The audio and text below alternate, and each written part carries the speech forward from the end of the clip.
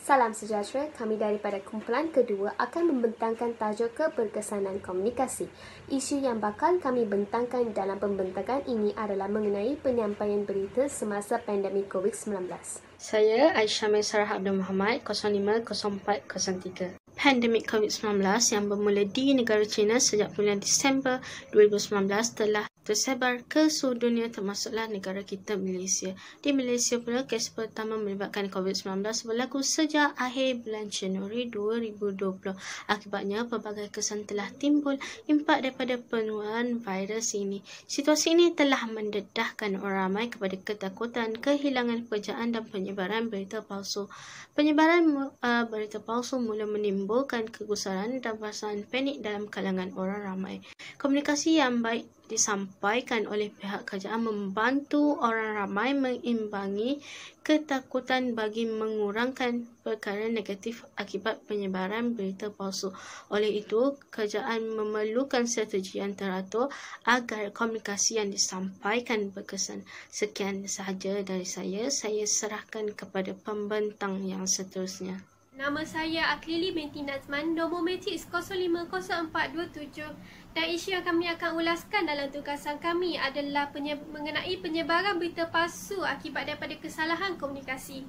Antara berita palsu yang pernah tersebar akibat daripada kesalahan komunikasi ini adalah mengenai kematian yang berlaku di Sabah akibat daripada COVID-19, kunjungan Menteri Pendidikan ke Universiti Pendidikan Sultan Idris melibatkan lebih daripada 20 orang pelajar sehingga melanggar SOP, dan juga ketibaan warga-warga Cina ke Pulau Langkawi akibat daripada ingin melarikan diri dari COVID-19 di negara mereka sendiri. Semua berita ini telah disangka dan dinafikan oleh kerajaan.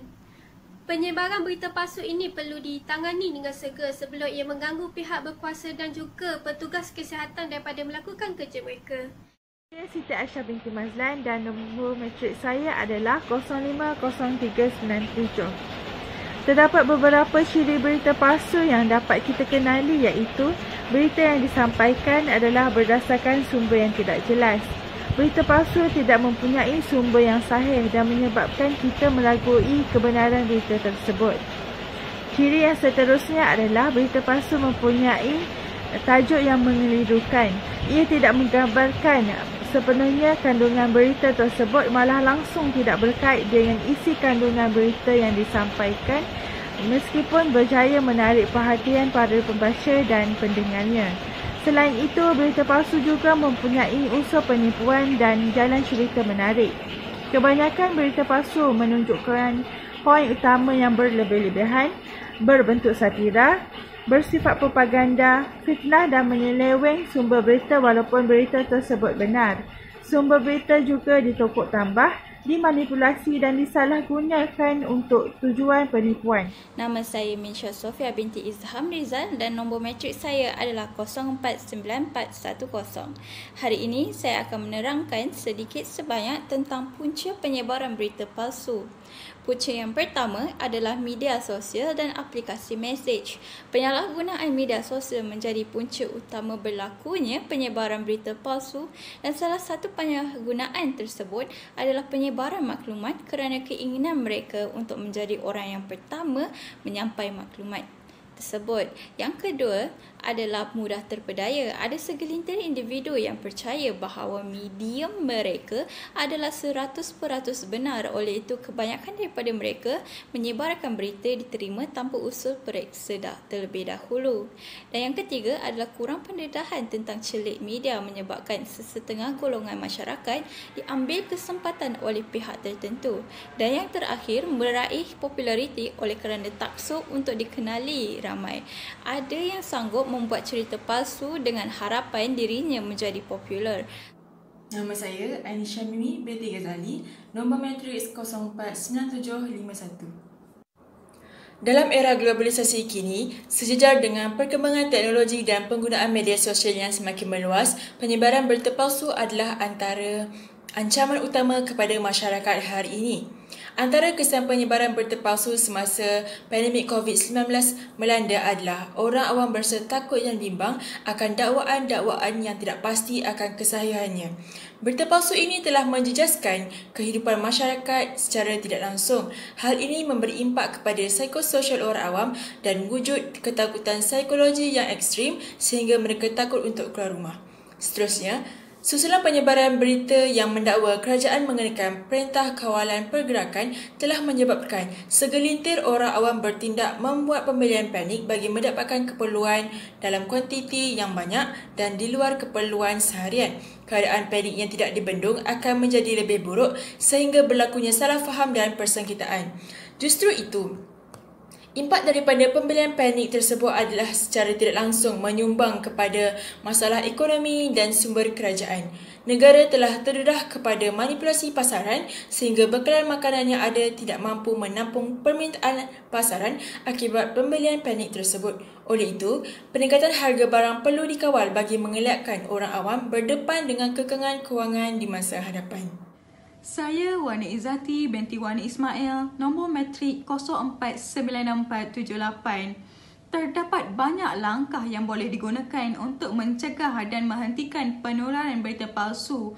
Antaranya, pihak Kementerian Kesihatan Malaysia melalui saluran media sosial tidak berhenti-henti menyiarkan maklumat penafian berita dan dakwaan yang tidak berasas yang disebarkan oleh pihak yang tidak bertanggungjawab. Seterusnya, Suruhanjaya Komunikasi dan Multimedia Malaysia MCMC dengan kerjasama Polis Diraja Malaysia PDRM bertindak tegas tidak memberi ruang kepada penyebar berita palsu daripada terus berleluasa.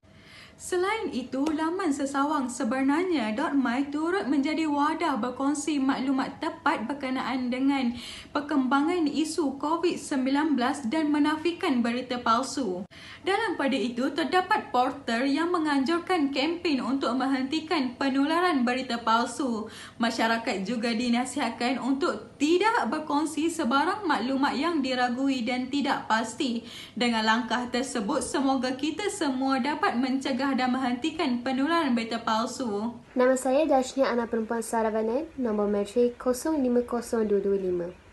Sebagai kesimpulan, penyebaran berita palsu semakin meningkat pada masa era globalisasi ini. Hal ini mendatangkan banyak kesan buruk kepada rakyat. Bagi menangani masalah ini, Suruhanjaya Komunikasi dan Multimedia Malaysia SKMM menjalankan siasatan ke atas beberapa aduan yang diterima mengenai penyebaran berita palsu. Selain itu, pihak SKMM turut menggesa pihak-pihak yang bertanggungjawab dan yang menaja aktiviti sedemikian untuk menghentikan aktiviti tersebut dengan segera atau bersedia untuk menghadapi tindakan undang-undang. Meskipun kerajaan mengambil tindakan tegas terhadap penyebaran maklumat salah dan berita palsu, namun tidak dapat disangkal bahawa maklumat meragukan tentang COVID-19 tetap tersebar. Sebagai rakyat yang bertanggungjawab, setiap individu harus tahu membezakan berita palsu dan berita sebenar. Justru, rakyat Malaysia harus memupuk budaya membaca dan bukan hanya sekadar membaca tajuk, tetapi hendaklah menilai dengan teliti maklumat yang diterima. Hasil usaha bersama pelbagai pihak akan dapat menangani masalah penyebaran berita palsu dengan mudah dan cepat. Sekian sahaja daripada kami. Terima kasih.